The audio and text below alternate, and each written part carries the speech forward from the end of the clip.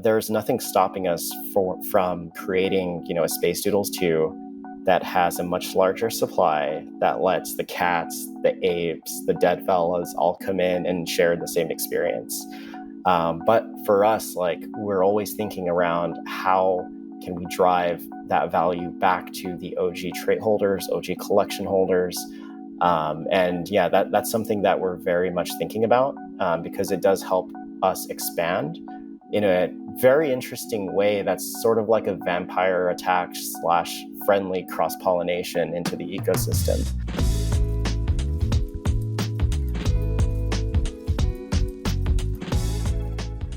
Alejandro, how we doing today? Man, I'm doing so good that this should be a crime, brother. Who do we have on today? Love it. I love it. We have two very special guests, Evan Keast and Jordan Castro, two of the founders of Doodles, one of the leading profile picture PFP projects in the NFT space. Doodles has done more than 102,700 ETH in sales volume. That's more than $300 million total. Beyond their success in the URL, they've also been bridging into IRL with their standout South by Southwest activation with Shopify, and they're really redefining the evolution of a community-based project. What stood out to you from the conversation? Matt, so many things stood out for me, but really all their plans for the URL IRL bridging and like the multi-city takeover, that is going to be a major driver. The other thing that really stood out for me is the amount of technology and intentionality that is around the art. It's not just focused on like awesome design or awesome concepts. It's actually, there's a lot of technology underneath this concept. And then more importantly, I think something that really stood out for me was their key and very much out of the blue take on derivatives from the Doodles community. I was really like taken back. And without even saying much, I can't tell you guys much, but I'll let you listen. But the amount of alpha that was dropped on this episode is just bananas. Yeah, a lot of alpha throughout. So we love the alpha here at NFT Now. We know you do too. And before we get into it, just want to encourage you to sign up for our newsletter at nftnow.com. Each week, we take the wild world of NFTs and distill it into actionable insights so that you can keep up and thrive and succeed. So without any further ado, Doodles. Hey guys, what's up? Great to have you on the NFT Now podcast. Hey Matt, thanks for having us. Ella, we really appreciate you taking the time to speak to us. Yeah, guys, thanks for having us on. Absolutely. Lots to dive into. So why don't we kick things off? Just tell us a little bit about the backstory. How did you guys link up and how did you guys found Doodles together? Evan, you want to take this one? Yeah, for sure. So, Doodles started in 2021 in October. Before that, Jordan and I, we used to work at Dapper Labs together. There we worked on projects like CryptoKitties, lots of campaigns leading up to NBA Top Shot. So Jordan and I have been friends for a while and colleagues. And early on in 2021, I saw that Scott Martin was getting into NFTs, Burnt Toast, as his moniker there. And, we were already kind of thinking about doing a project, but we hadn't found the right fit for an artist yet. And when we saw Scott's work, it was just like, a match made in heaven. We just loved, the inclusivity of his artwork, the color palette, the range of traits and designs. And that's kind of, the origin story during 2021, how it got started. But really the Doodle story starts kind of after, that initial sale we did in October. Since then, Doodles has just grown immensely. So, it's crazy to look back that, we've only been around for just over 5 months. Man, yeah, I absolutely love that. And it's like, you guys have been such a presence in the community. You guys ingrained yourselves really, really well. And it's more, I want to speak more specifically as to how you guys ingrained in South by Southwest. Like, you guys were the conversation of it.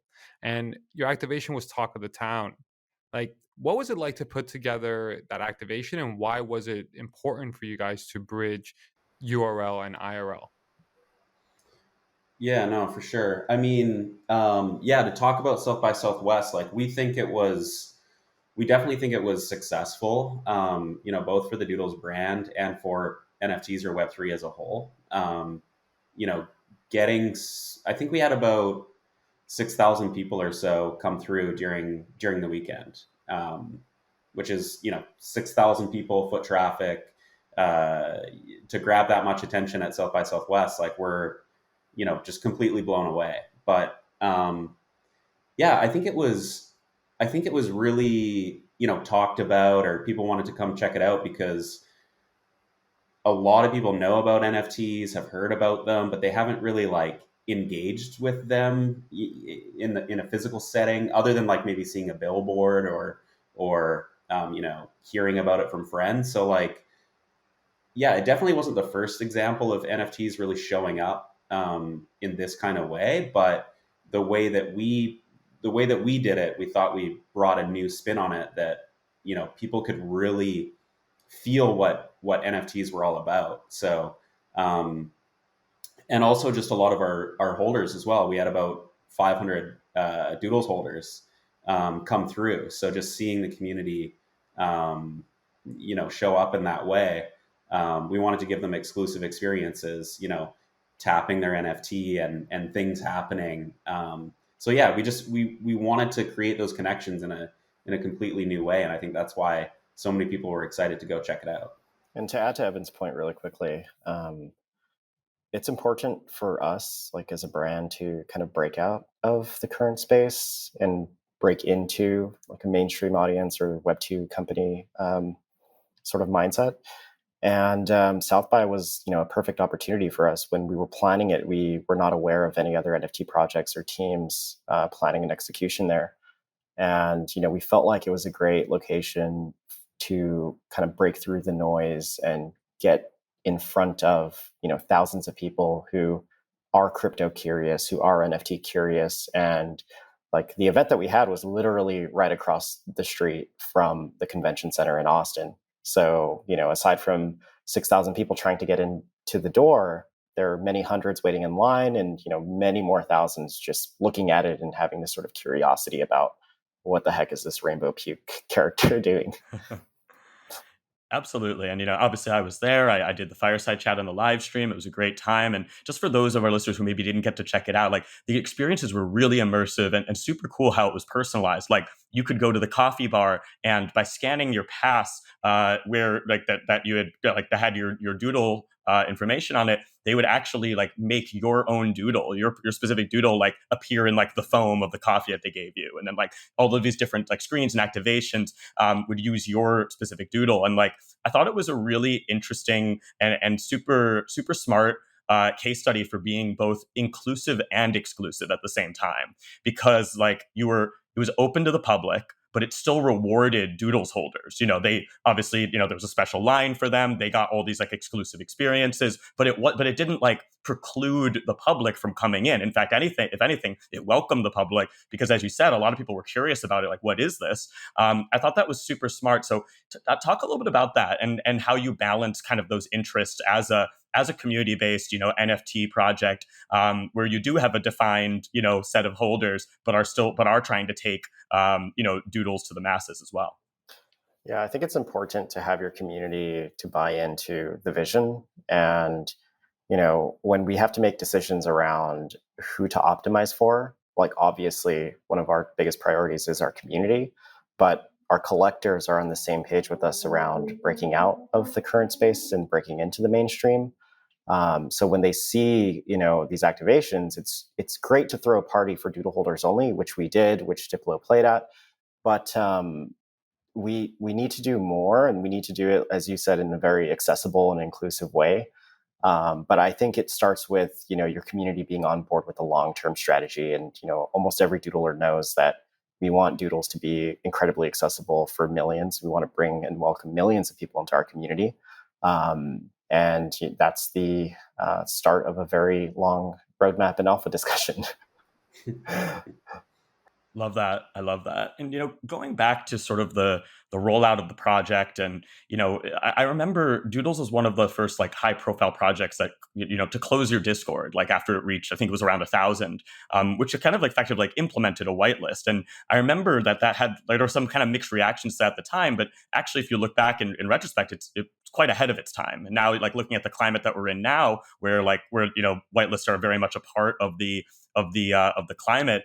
I'm curious to hear your thoughts on like how should founders be thinking about launching a project to avoid like bots, gas wars, everything that kind of goes into the current climate. I think it all starts with the product definition and the definition of scarcity. Like what we see now in the space is people try to engineer a sellout. They try to engineer this sort of demand. When we launched Doodles, we had 25,000 people on the website at the same time trying to buy Doodle for $400. If we could go back in time, we probably would have changed the cap from 10,000 to 25,000. But we committed to it very early on in our creation, and we had to deliver a 10,000 collection similar to all the other ones that are out there. But yeah, it was the first very early example of that. We did it more because we wanted to cut through the noise of people coming in who did not understand our community culture, did not understand our values, and were trying to, be a little self-serving and pumping the floor, et cetera, or getting people to delist. We created a lot of emojis in our Discord that are like, bonk emojis whenever someone comes in and tries to like stir the pot up or try to get people to pump the market. And, it's not something that's celebrated in our community. And by closing it, we were able to instill our values in a very small group of community members and then make them the advocates for, I guess, like sharing those values to many more. Yeah. Mm-hmm. Yeah, like sharing, what we have done in the space for years, which is just having fun. Like, the whole reason why NFTs exist are because people wanted to have fun with it. CryptoPunks, an early example, into CryptoKitties, like the origin story of the technology is to do something that's fun. So yeah, our main mission is to spread that joy of like what Web3 and NFTs unlock for community members, fans, consumers, and the like. So yeah, I love that. I love everything about that. And I think like delivering joy and delight is really an important part of anything that you do from a product perspective of development, right? And you guys are so focused on your community in such a powerful way. I think you guys have a very unique value proposition from the onset. And the ecosystem for Doodles was set up as a DAO with a community treasury where members can all vote on proposals. How does that function in practice? It's very difficult. We originally wanted to be a full-blown DAO, and after a lot of lengthy discussions with counsel that ranged from mavericks to pretty much anarchists, or the opposite end of the spectrum, we decided that we weren't ready for it, and we decided we want to retain more control while the brand is still very young and growing, and then figure out how to distribute that sort of control over time. But the way it functions in practicality is, the best ideas come from the community, and people self-organize to fund either our team scaling or, entirely new projects or creative endeavors. And someone with an idea who has, buy-in from the community can propose an idea that can unlock funds to get them to achieve their goals. So when you look at South by Southwest, we had, the coffee example, Matt. That's a community of self-organized coffee head owners. They did not create a proposal at the time to do that, but instead we took them under our wing and gave them, a prominent position inside of our event, and supported them in their business endeavors. The Noodles, that's a great example of a team that started from the Doodle Bank, created an entirely new IP that's somewhat inspired by Doodles, and we gave them a platform to share their brand to people. And it's really just it's hard to organize people, but we're trying and we're learning. And while we're doing that, we're using our growth and our platform to help our community members build their, businesses, build their communities, etc. That's really awesome, man. I love that. I love that aspect of bringing the coffee bar and the noodles. Like, actually, I went there and I got the noodles of shove your nudes. Like, that was such an awesome touch, man. Like, really awesome that you guys are incorporating your community. Yeah, I loved. I thought it was interesting how you mentioned that if you could do it differently, looking back, you might have done a higher supply size for Doodles. But you recently launched Space Doodles, and you made the decision to make that non-dilutive in its expansion of the brand. So for those who don't know, you could actually wrap your doodle to create a space doodle, which would be like your doodle in a spaceship, and they have their own traits and the like, and then and then you could kind of swap it back through the contract and like make the decision whether you wanted to hold it as a doodle or a space doodle, but it didn't actually increase the number of total NFTs. What sort of motivated you to launch that, and why did you feel making it non-dilutive was important? Yeah, so we wanted to give back to our collectors. We wanted to give them more art from Burnt Toast. We also wanted to give them a piece of, how do I say this? Like, we wanted to give them a foundational building block for the future experiences that we're building. And we don't want to just like go heads down, build an entirely gigantic experience for 9 months and then unveil it. Instead, we want to like deconstruct it, decouple the little parts, and give them an NFT that has utility in the future experience that we're creating right now. So Space Doodles is exactly that. It's in addition to it being new art from Burnt Toast, it's your key to unlocking like rewards in the Space Doodles experience. And I've shared this before, but the best reward in this experience is an extended license NFT that lets doodlers commercialize their doodle very easily, in a way that helps onboard millions and more people, and they get the lion's share of the revenue. Yeah, makes total sense. Given that you could envision, that you might imagine doing it differently with a higher supply size, in retrospect, does that mean that there could be an expansion series that's not non-dilutive down the road?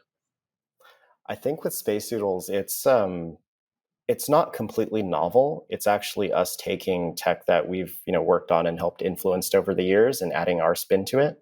But there's nothing stopping us from creating a Space Doodles 2 that has a much larger supply that lets the cats, the apes, the dead fellas all come in and share the same experience. But for us, like, we're always thinking around how can we drive that value back to the OG trait holders, OG collection holders. And yeah, that's something that we're very much thinking about, because it does help us expand in a very interesting way that's sort of like a vampire attack / friendly cross-pollination into the ecosystem. But for now, we're very happy with it. I think there's like over 5,000 doodles that have seen their space doodle, that have claimed their space doodle. And if we were to do something like that, the amount of people that we could bring into our universe like is 10x basically, just off of the current and existing community. So it's a very exciting idea. That is very exciting. You got me chilled. Like as a doodle collector, I'm so pumped. I'm really excited for it. I want to talk more about the art. Let's talk about the art a little bit. Like, what are some of the areas that have either challenged you artistically, right? Where you're just like, hey, this hasn't been done before. How do we bring the art perspective to it? And B, what are some things that you guys are marrying in terms of tech and art? What's that intersection that we can Yeah, speak to a sure. little bit more? I'll talk about the most recent release, which is Space Doodles. So the challenge that we had with Space Doodles was figuring out how to, I guess, deterministically animate a doodle based on the spaceship that they receive. I don't think it's ever been done before, where you get an entirely new upgraded NFT that's also animated deterministically based on the traits that it has. So for everyone who is not aware of it, Space Doodles has around like 30-ish spaceships, and your doodle is inside of it and it's flying around our universe. It's on their first leg of their mission throughout space. We have 5,000 plus Space Doodles that are minted right now, and when we created the art pipeline, we literally had to translate the positional data of a spaceship as it's moving around in how Alfie animated it. We needed to get, scale, rotation, position, X, Y, all of these different all of these different data points, and then render the video of your doodle actually flying based on the spaceship that you rolled. So that was challenging. That merged, a very technical pipeline that had some AI elements, that had some very, how do I say this, very detailed layering algorithms as well. Like for each trait in Space Doodles, we also have an accompanying audio trait. So a lot of people don't know this, but every Space Doodle is unique, and every Space Doodle emits a unique melody, a unique sound. And you can play all those melodies and sounds together and stitch them 1 to 10,000 in any order, whatever you want, and it'll play a perfect, seamless, like 36-hour song. If we had all 10,000. Wait. So that's an Easter egg. Oh my God, that's an Easter egg. Yeah. Like, has anyone in the community tried to synthesize this song? Like, we've actually tweeted a hint to it, and community members immediately grabbed like 10 different videos, put them together in different orders, and we're like, oh shit, it actually works. So this is like the level of detail that we go into in our creative process. Space Doodles or Doodles V1, like that's a very solid collection, but at the end of the day, it's layering different traits together and making sure that the inclusions or the exclusions play well, so that traits are not colliding. It's all working well. Space Doodles like really helped us level up our technical pipeline, and that's tech that we have. That's tech that we actually hired a doodler to come in. He's a PhD video engineer to come and help us build it. And when you break down a video, like frames per second is one of the things that it makes it up. And we were like literally creating videos frame by frame, position by position, in order to create the output that everyone sees, and that's why it looks flawless. Yeah, no, it makes total sense, and it's very impressive. I'd love to dive a little bit more deeper into like your long-term vision for the future of Doodles. I mean, I know we've spoken in the past about really like leveling up events and IRL and all that. But I also I'm sure, I mean, seems like there's so many tremendous amount of opportunity for the IP. I mean, it's very family friendly. I'm sure that you've been approached about television, animated series, film, etc. So love to just get where your head's at there. We've been approached by almost everyone, and we've told almost everyone no. We're very intentional about who we work with, like what the deal looks like, how it benefits our community. But as far as a long-term vision, I'll speak to the NFT side. Evan can speak to the IRL and culture and brand building. But we have two unique problems right now. Doodles has almost 500,000 fans across all of our platforms. And a lot of our fans, like, they'll have a shirt, right? They'll have a hoodie, but they won't have an NFT because a doodle right now costs $55,000. So the two plays that we're doing right now is a very large identity play to where everyone can become a doodle. Self-expression is a core pillar of this product in how your doodle animates, what music it's listening to, whether it be fully licensed tracks or some sort of melody that you create, what it's wearing. And for that product, it is, in simplest terms, infinite supply for the base doodle, but the scarcity comes in the traits, similar to how people speculate on the original collection and many other PFP collections. The challenge there is rewarding collectors, and we have something like very solid that we've gotten a lot of positive feedback for. And soon we can onboard millions of people into Doodles, and they'll change their PFP across every single platform. And maybe we have a big time social platform partner that helps us integrate our tech into theirs a lot easier. But on the flip side, we need something for collectors. We need something for the broad demographics that you have mentioned, and that's our collectability bet. And we think that by letting people use their spaceships in our Space Doodles experience, they can earn this extended license NFT that lets us create digital figurines that are very tactile, that are very toyetic, that feel great. That's not like a 3D model that you have in XYZ app, NFT app. And that is like a very huge opportunity, because when you look at the competition for this in the physical world, it's Funko Pop, and Funko Pop, makes $900 million a year. And the digital version of that is around the corner. Nothing right now is that convincing.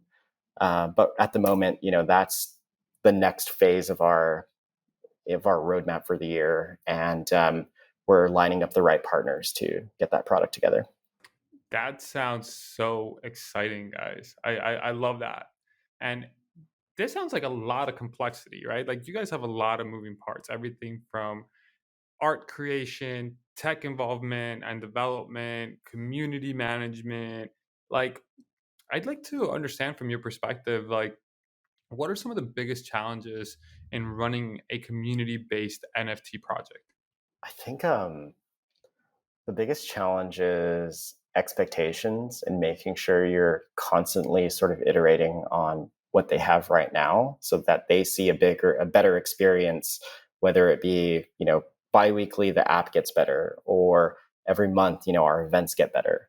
And being able to meet those expectations, like Evan and I have came from CryptoKitties, where there was a period of time where the expectations were so unrealistic, where people expected to make millions of dollars by breeding cats. And that was one of our biggest learning lessons. But making sure that we properly expectation set with our community is a huge challenge. And the second biggest challenge is making sure that our collectors are rewarded at every step of the way. And this might be a little like, my personal bias is I don't like to do things that have been done. Like, I like to tweak things a little bit and add our flair to it, or try something that is, a little challenging, a little more complex.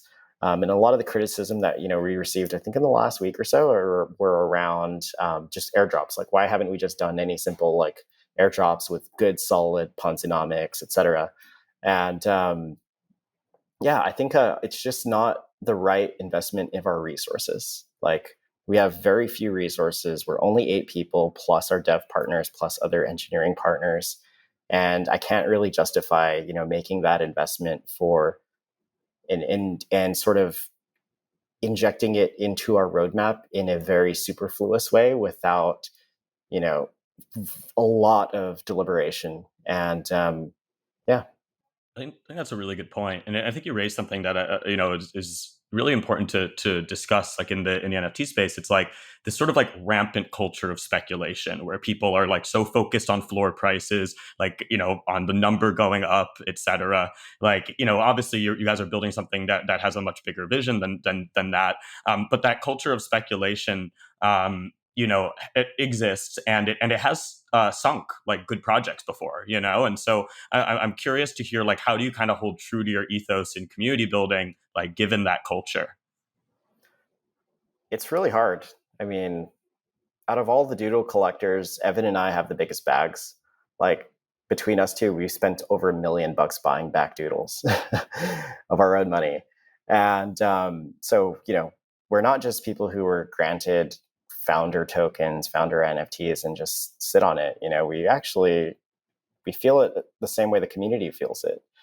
And that's a tension that I don't think that we can get away from for as long as the community is as small as it is.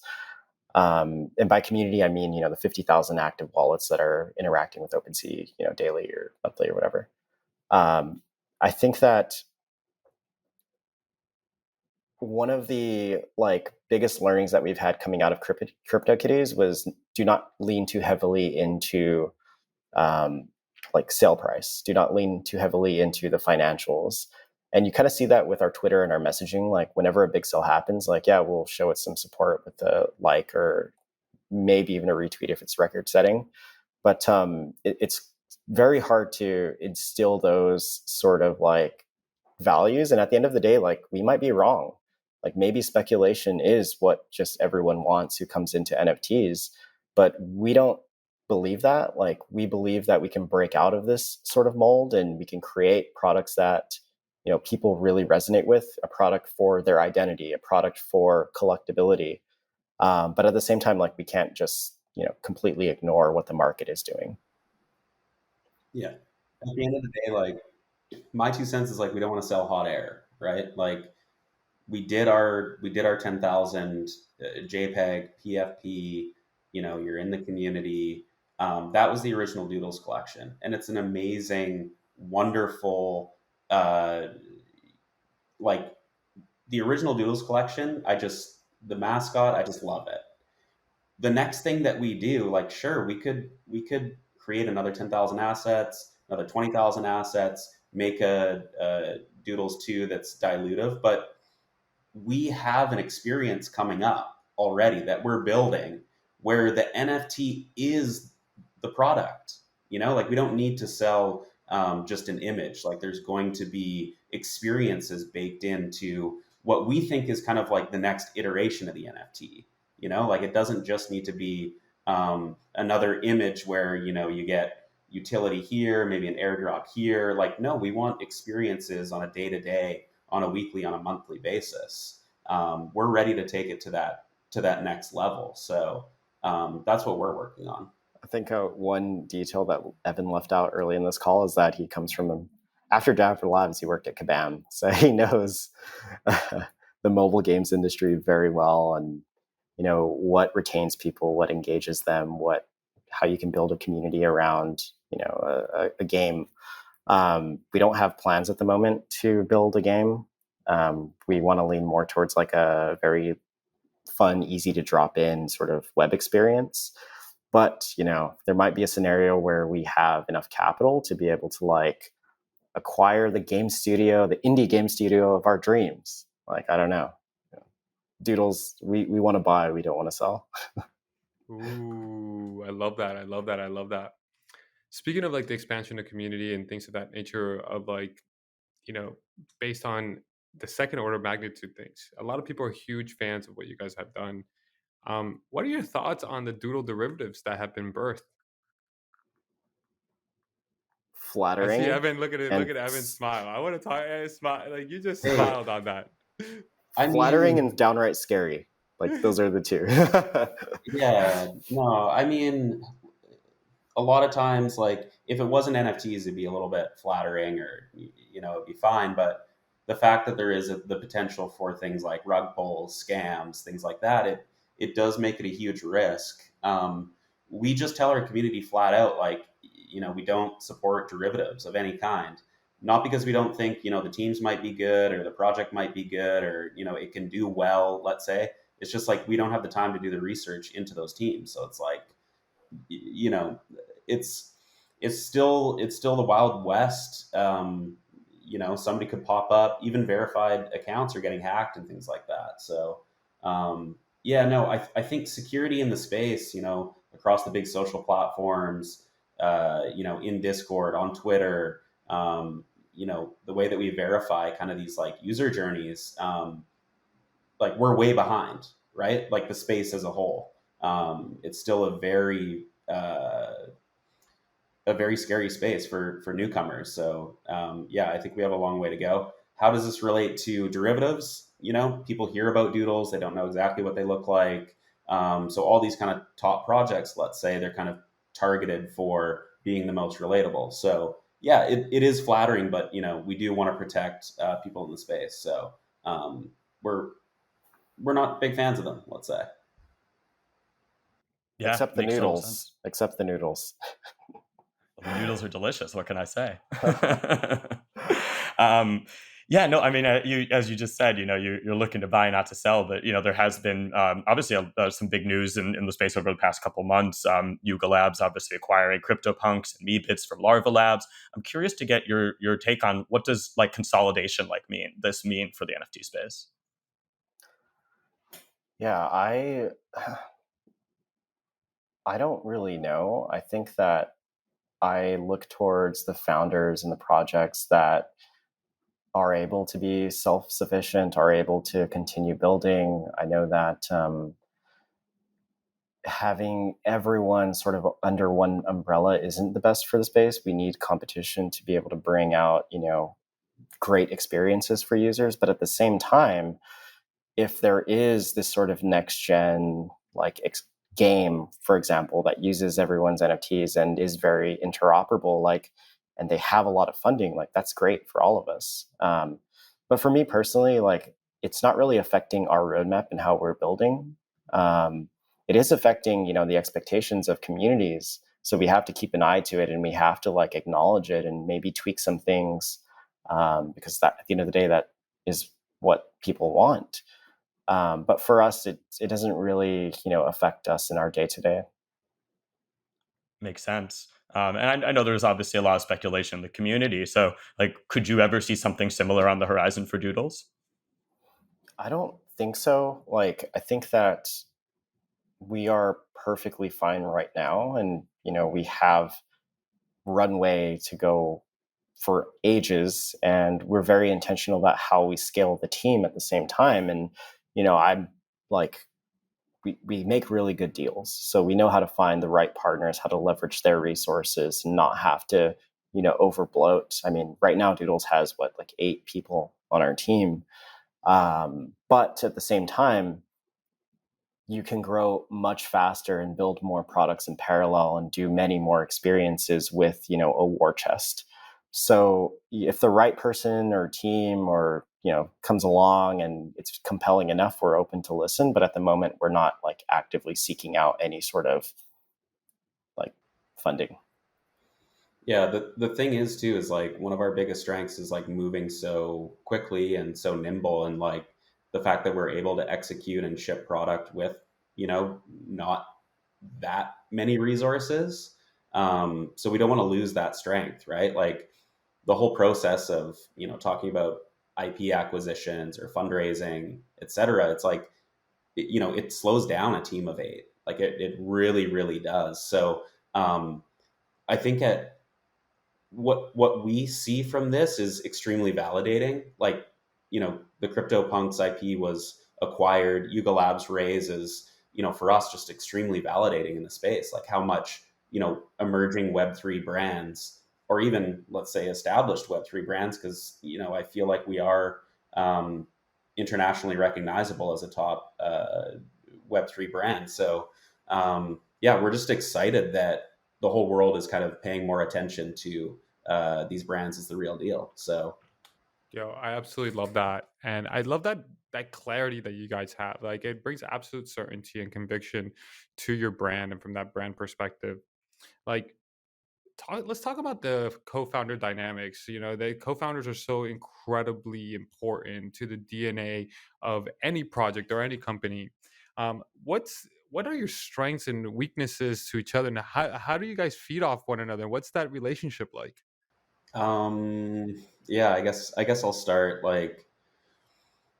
Yeah, I think we're all, we came into Doodles with our own kind of tenure, our own work experience, life history, and at the end of the day, we're all builders. We've all kind of been working on our personal goals for the last 15 years in our professional careers.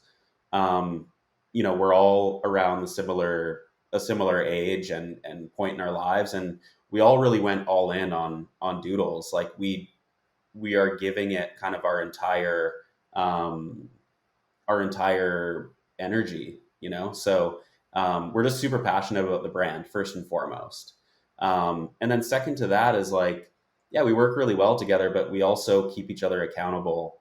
It's great to have just different perspectives, different, thoughts on things. And also, with our backgrounds, Jordan spent a lot more time in blockchain and tech, and I spent a lot more time in gaming and branding and marketing. And obviously Scott has spent more time in the traditional art world or working for big agencies or big companies with visual design. So yeah, just our network of advisors and peers and people in the Web3 community is I don't even really feel like we're alone as founders. It's we also have such a great network of people that we used to build with or work with that can kind of help us guide this ship, because the ship is huge, like it's massive. And yeah, for three people to take that on, we really rely on each other and our network as well. Anything to add, Jordan, or do you think? Oh no, I was just gonna say that like we naturally disagree a lot, and it makes the ideas better. And yeah, so what you said about holding people accountable, like we're each, not to toot our own horns, but like we're each very good at what we do. We're at that stage, as you said, Evan, in our careers where like we have full trust in each other's ability to ideate, to execute, to build whatever it is. So that makes me very, very, very comfortable. And at the end of the day, like we've all worked together in one capacity or another before. So this isn't like a new sort of founding team. Mm-hmm. Yeah, no, makes total sense. I love that. I'm curious to hear your thoughts too, just in terms of like market dynamics. Like, why do you think it is that like PFP projects specifically have like experienced such a considerable boom and are like really kind of like driving the NFT market right now? Wow, that is a good question. I think that, but you have to add more context, right? There's more segments of NFTs. There's art. There's one of ones. There's utility NFTs, access NFTs. I think that a lot of it has to do with the people at the top that are really leading the way and breaking out into the mainstream and getting millions of people to see, oh my gosh, like this is their new profile photo and they bought it for $500,000. Like it's not the best sort of narrative to lead with high dollar sales, but that's what the media wants, and I think that's how most of the eyeballs get attracted into the space. It's much more difficult to like take an async art or take a super rare collection and break out into the mainstream and get more people interested. And I also think PFPs are very sort of somewhat accessible initially to get into. It's like you join a Discord, you grind for a whitelist, you mint the thing on the day, and you talk to your friends about it. Some win, some lose, and you do the same thing the other day. So I don't know. I'm not like too bullish on the oversaturation of PFPs. I think that there's some like there's something in there that kind of reminds me of 2017, like in the ICO days. But there are like legitimate and great teams in the space that do have very like long-term visions. And for those that do, like I'm pretty happy that they're seeing success and being able to fund their ideas and their dreams through their communities. Yeah, no, I think that's a great point. Well, as we kind of bring things to a close, I just wanted to also give you an opportunity to speak to what's coming up. I know, you might have a little bit of alpha to share on what the Doodles community can expect. Evan, you want to list off the cities that we're having a presence in? Yeah, so that we we can go into more product alpha potentially if Jordan's willing to go there. But when we went to South by Southwest and saw all these kind of conferences or places where a lot of people fly into town for NFTs or Web3 or art or culture specifically, like we want to have a presence there. We think Doodles, has a lot to say, and we want to keep serving our community and just spreading joy. A few of the places that we're going this year, obviously NFT NYC. We don't have any details on that yet, but we like to put on a show, so it should be pretty fun. We're doing a installation in Hong Kong later this year, later this summer. Vancouver, we're going to be doing something up at Whistler again later on in the year, probably closer to when it starts snowing. Hint, hint. And also, we're going back to one of the best places in the world right now for NFTs, which is Miami. So, Doodles have a lot of stops to make this year, but we're excited to spread the joy and spread the rainbow puke, as Poopie likes to say. Yeah, and on a product side, like I said, we have two big products that we're working on. The first of which does reward collectors based on their traits. It allows them to make a decision whether or not they want to sell or hold on to it or use in this experience. I can't say more than that. This is but as I'm like, oh shit, a lot changes when you actually have like a community of 5 million people. Like the whole market dynamics right now just get thrown out the window when 5 million people enter your community. So just want to throw that out there. Like we're thinking really big. We're not thinking, not a default or anything, but we're thinking much larger than 50,000 people in the space or 6,400 doodle collectors. Love that. Dope. I love that. Well, we love the alpha. We love the doodles, and really glad you guys could join us today on the NFT Now podcast. Great having you. Thank you so much, guys. We appreciate it. Thank you, guys. Thank you. Yeah. Thank you so much. Yeah. Look forward to seeing it all come to fruition, and we'll catch you next time. Take care. Wow, Alejandro, that was quite a conversation, a lot of alpha. And look, it's just really, really clear from talking to them that they are thinking about the future of Doodles far beyond a 10K PFP project, far beyond even just a community-based NFT project, and are really looking to take this concept to the next level. What stood out to you? 100%. I think that you're absolutely right when you're saying that they're playing a completely different game. I think what stood out for me is really about their IRL to URL activations and how they're thinking about a permanent place in different cities across the world. Shout out to Miami. Can't wait to see that one. And then really like their intentionality around protecting their community and with their derivatives and highlighting what is and what isn't available to the community from a sense of safety, right? We spoke to them about noodles, and then everything else, they're just pretty much don't have the time to verify. So I love that clarity. I love that aspect of protecting the community. And I really love their approach to the NFT space from a content and media standpoint, and their opinions on Yuga Labs and how consolidation of content is not necessarily the way forward, and how they're sticking to their guns and staying independent. So I really love that idea. Yeah, 100%. It was a great conversation. And if you enjoyed it as much as we did, please leave us a review on your podcast platform of choice, and we will catch you next time on the NFT Now podcast.